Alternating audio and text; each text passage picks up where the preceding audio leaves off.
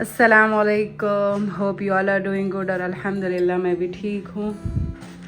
So this is the grocery shopping we went today. Zana, oh, Teddy, Teddy, do you like the Teddy, Zana? हाँ हाँ. जैनब के बुजी जैनब को teddy bear दिलाया क्योंकि जैनब को टेडी बेयर्स बहुत पसंद.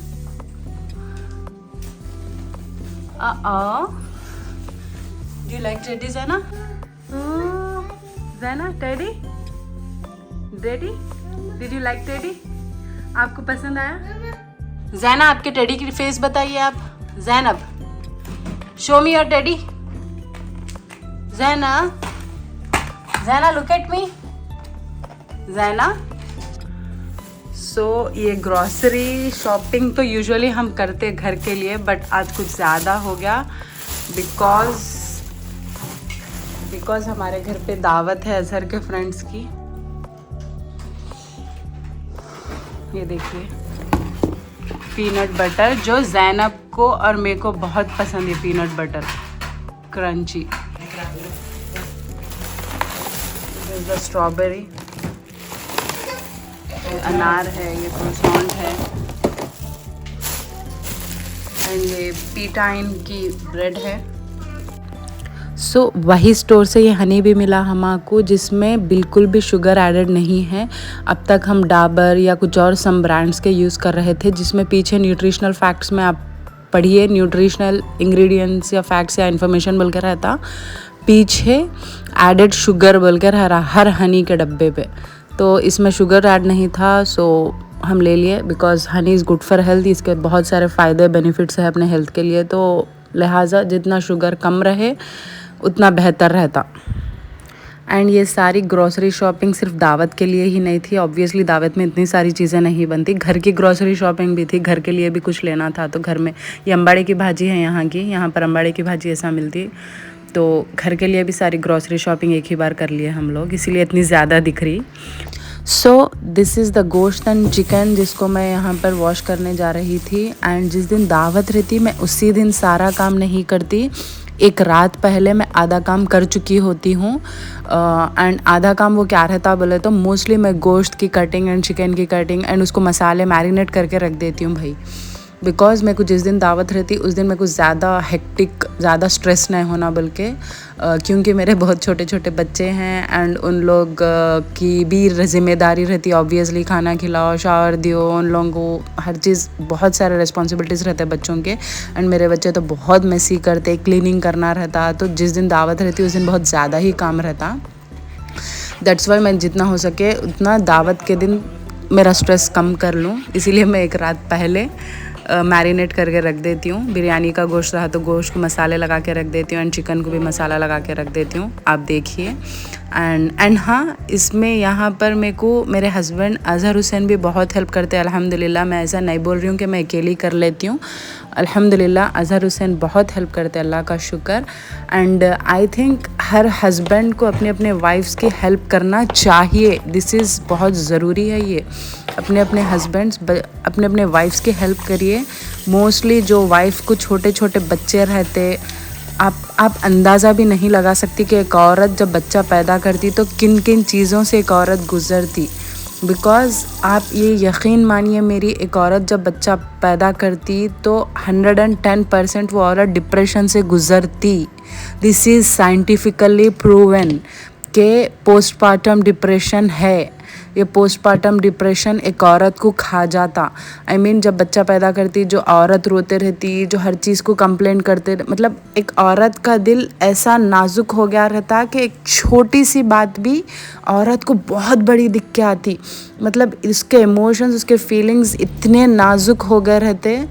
अब छोटी हल्की बात भी बोले ना तो बहुत बड़ी बात दिख के आती, बहुत रोती औरत. तो वो औरत की गलती नहीं है, जो वो टाइम पे वो औरत वैसी हो जाती, मतलब डिप्रेशन में जाती औरत. प्लीज़, और ख़ासकर इंडियन औरतें बहुत जाते. ये साइंटिफिकली प्रूवन है कि इंडिया के औरतें बहुत जाते डिप्रेशन में, ये पोस्टपार्टम डिप्रेशन में. जिसके बच्चे छोटे हैं आई रिक्वेस्ट के वो हस्बैंड्स अपने अपने वाइफ्स को हेल्प कर लीजिए।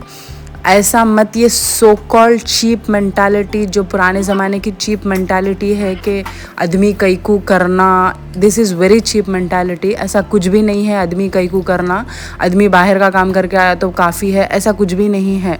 अगर आप पुराने ज़माने की सोच लेके चल रहे हैं तो उससे पुराने ज़माने की सोच देखिए जो हमारे नबी करीम मोहम्मद सल्लल्लाहु अलैहि वसल्लम किया करते थे।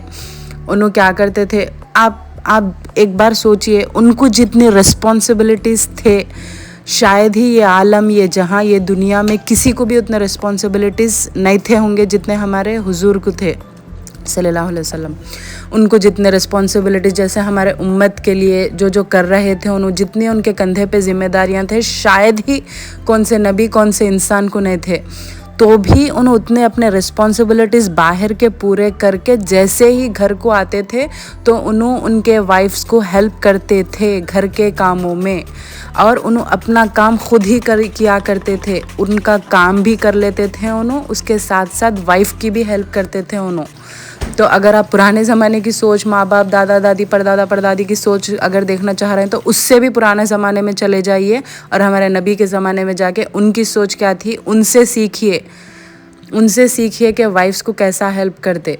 एंड जो है, आई थिंक वाइफ्स को हेल्प करने में ये भी रहता कि कम्युनिकेशन बढ़ती, जो मियाँ बीवी जो बात करते, कम्युनिकेशन बढ़ती, जिससे रिश्ता अच्छा होता। एंड आई थिंक रिलेशन में एक मजबूत हो जाता रिश्ता, एक स्ट्रेंथ आ जाता रिलेशन में। So I think every husband needs to help their respective wife, जो भी उनके वाइफ्स हैं उनको हेल्प करिए। ख़ास करिए इंडियन आदमी मर्द हजरात के लिए बोल रही हूँ मैं, आई डोंट माइंड कौन क्या लेता दिल पे, मैं सबको बोल रही हूँ हेल्प करिए, इवन मेरे भाइयों को भी बोल रही हूँ मैं। And for your kind information, मेरे भैया को बोलते रहती हूँ मैं फ़ोन पे। सो यहाँ पर देखिए, मैं एक रात पहले तैयारी कर ले रही हूँ थी, गोश्त धो ली, चिकन धो ली। आई थिंक आप देखे होंगे चिकन को मसाला लगा ली, एंड मैं बहुत ज़्यादा इमोशंस में बह गई बोलते बोलते। वीमेन एम्पावरमेंट, ऐसा कुछ भी नहीं है। सो यहाँ पर मैं मसाला लगा ले रही हूँ, ये बिरयानी के गोश्त को लगा रही हूँ थी।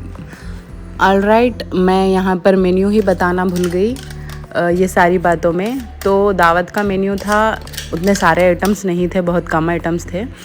मटन बिरयानी, चिकन मलाई टिक्का विथ नान, जो नान हमला बाहर से पीटा इनकी ब्रेड बल के बताई मैं वो, एंड रायता, दही की चटनी एंड सलाद, और डेज़र्ट में मीठे में ट्रिफल पुडिंग है। तो देखिए आगे। एंड दिस इज़ बिरयानी के गोश्त का मसाला, देखिए आप लोग।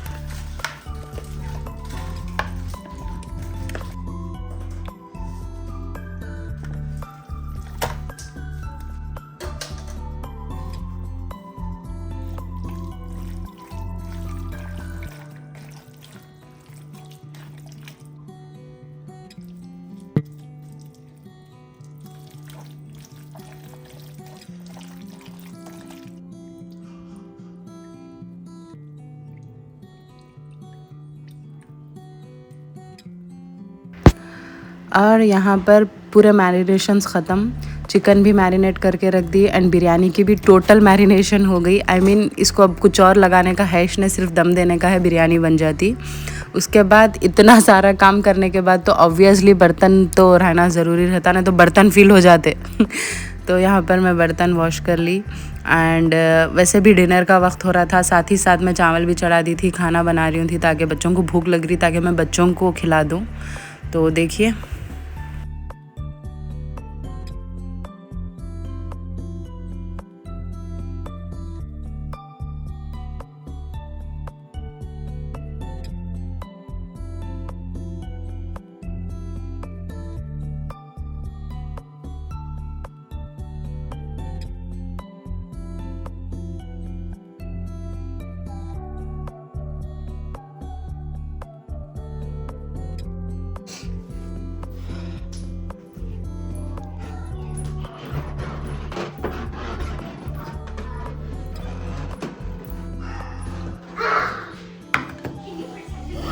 खदीजा बेटे मम्मू खा लिया उधर। खद्दू, हाई चेयर चाहिए या ये चेयर चाहिए आपको? बैठो।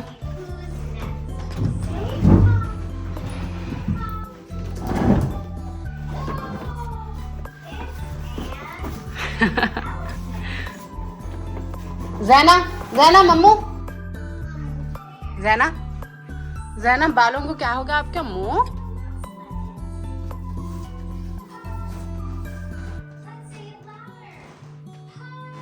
खतीजा, खतीजा मम्मू चाहिए मम्मू।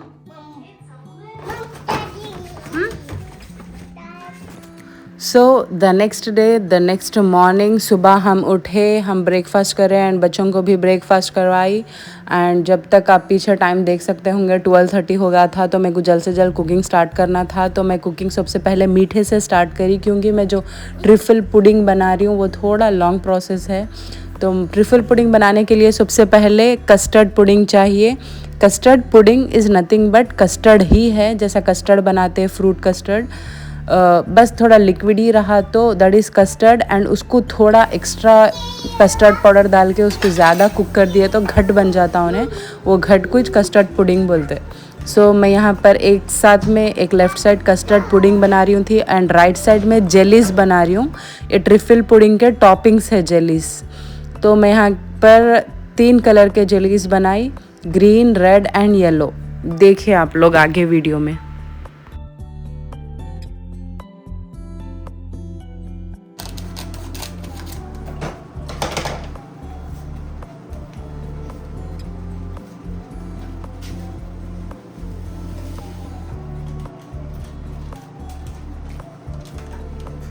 सो दिस इज़ ट्रिफल पुडिंग। तो ट्रिफल इसका मतलब यहाँ पर 3 लेयर्स रहते ये मीठे में। जैसे कि फर्स्ट लेयर इज़ केक, जो इंडिया में पाउंड केक भी मिलता, तो वो केक का layer first layer. Second layer is custard pudding and third layer is whip cream. इसके बीच में कहीं ना कहीं अपन फ्रूट्स डाल ले सकते, कौन से भी फ्रूट्स। एंड ऊपर जो है टॉपिंग, जो मैं जेलीज बना रही हूँ थी, वो टॉपिंग कर लेना है अपने को। और अगर आपको ट्रिफल पुडिंग की फुल रेसिपी चाहिए तो मैं वो रेसिपी भी शेयर करके हूँ मेरे खुद के चैनल पर, आयशा व्लॉग्स चैनल पर। तो मैं उसका लिंक आपको डिस्क्रिप्शन में शेयर कर दूँगी, please go and have a look और बनाइए, बिकॉज़ बहुत यम एंड बहुत डिलीशियस है ये डेज़र्ट। एक बार आप बना कर देखिए।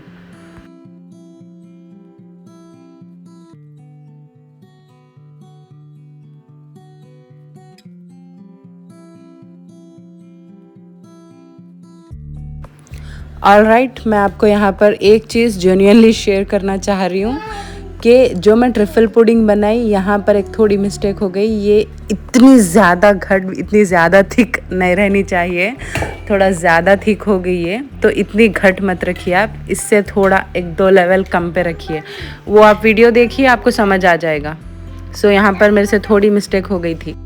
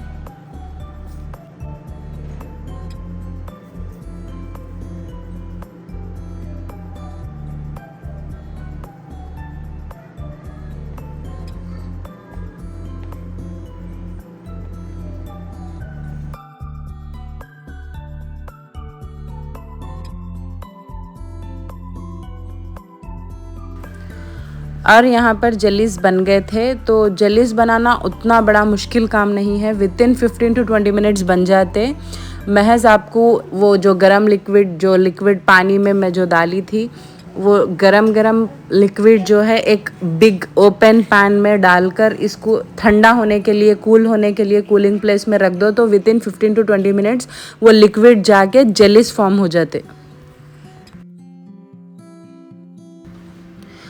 जैसे ही ये मीठे के 3 लेयर्स फॉर्म हो जाते तो जेलीस से टॉपिंग कर दो एंड टॉपिंग कर देने के बाद फौरी तौर पे इसको फ्रिज में रख दो बिकॉज़ इसको ये मीठे को सेट होना भी ज़रूरी रहता। सेट होने का मतलब ये है कि नीचे जो फर्स्ट लेयर का केक है एंड ऊपर थर्ड लेयर का जो विप क्रीम है, विप क्रीम जो है नीचे आके वो केक में जज्ब होना रहता ताकि केक नरम हो जाए।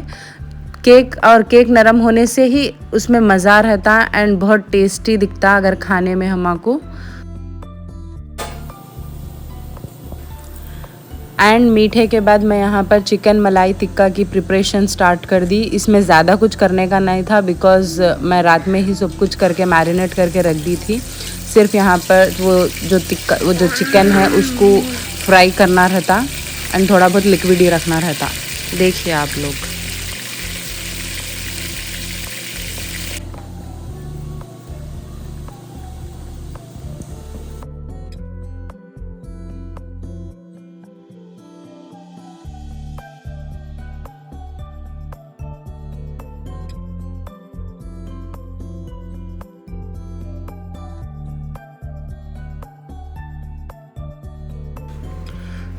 चिकन मलाई टिक्का की रेसिपी भी मैं आयशा व्लॉग्स के चैनल पर पोस्ट करी हुई हूँ, तो मैं इसका भी लिंक डिस्क्रिप्शन में शेयर कर देती हूँ। So just have a look.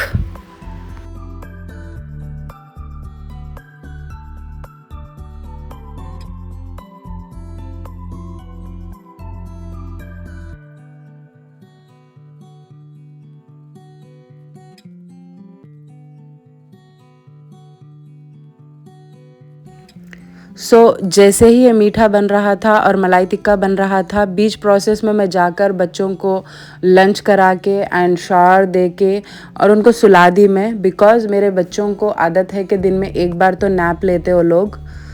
बच्चों को मैं सुला दी। यहाँ पर दोपहर का वक्त हो रहा था एंड यहाँ पर मेरे हस्बैंड हम दोनों मिलकर पूरे घर की क्लीनिंग कर लिए थे और ये क्लीनिंग महज मेरे बच्चे सोए वक्त ही हम कर सकते बिकॉज़ उन लोग पूरे टॉयज़ पूरे घर में बिखेर के रखते। उन लोग सो गए तो हम उनके पूरे टॉयज़ बॉक्स में डाल दिए, उनके डालकर पूरी क्लीनिंग कर लिए एंड ये वही बॉक्स है लेफ़्ट साइड का। हाँ, तो ये वीडियो में ये तो हमारे घर का हॉल है, देख लीजिए। मैं बेडरूम तो नहीं ले सकी ये वीडियो में, तो बेडरूम इंशाल्लाह कभी फिर देखेंगे। ये तो हमारे घर का हॉल है, देखिए।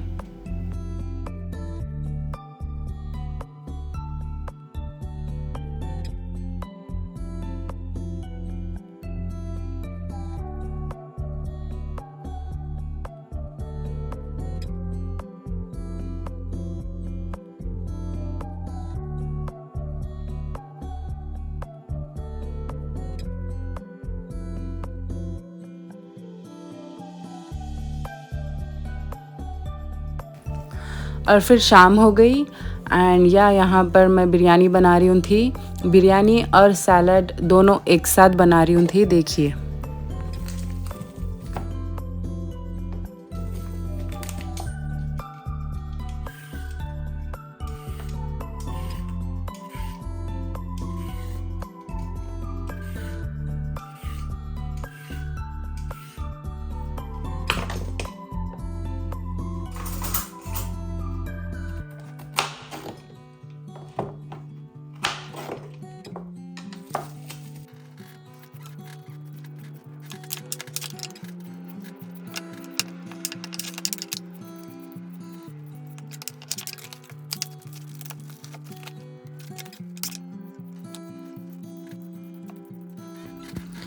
ऑलराइट, तो सैलड बनाने के लिए मैं यहाँ पर 6 चीज़ें यूज़ कर रही थी, 6 इंग्रेडिएंट्स, जैसे कि आप देख सकते हैं कि गाजर, खीरा एंड टमाटर छोटे छोटे वाले। आई गेस इंडिया में भी मिल रहे हैं ये सारे।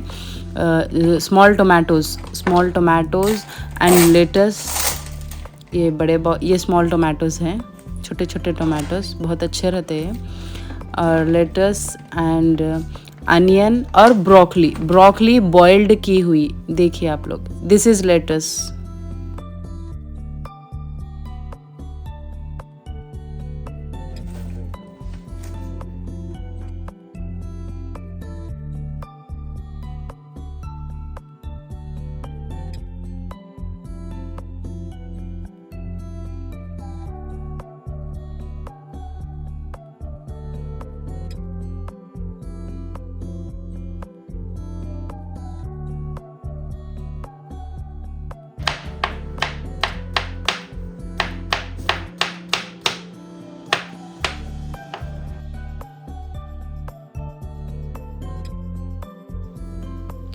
एंड आप यहाँ पर सैलड को पूरे चीज़ों को छोटे छोटे पीसेस में कट कर लीजिए, जैसे कि क्यूब्स शेप में कट कर लीजिए खीरे को, गाजर को, टमाटर को एंड ये लेटस। उसके बाद सैलड के जो लिक्विड रहता वो बना रही हूँ मैं।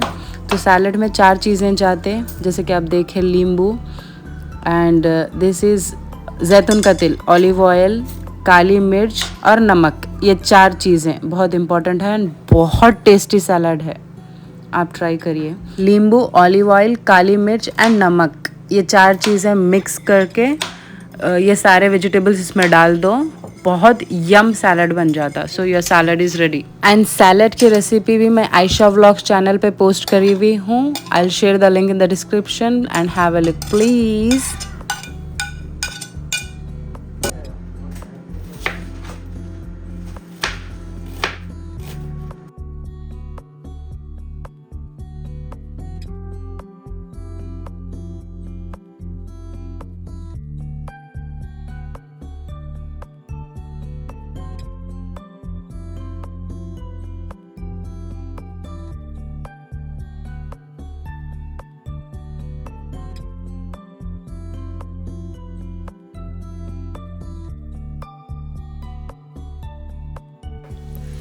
यहाँ पर दही की चटनी बना रही हूँ और ये बनाते साथ साथ ही मैं बिरयानी के चावल भी बना रही हूँ थी।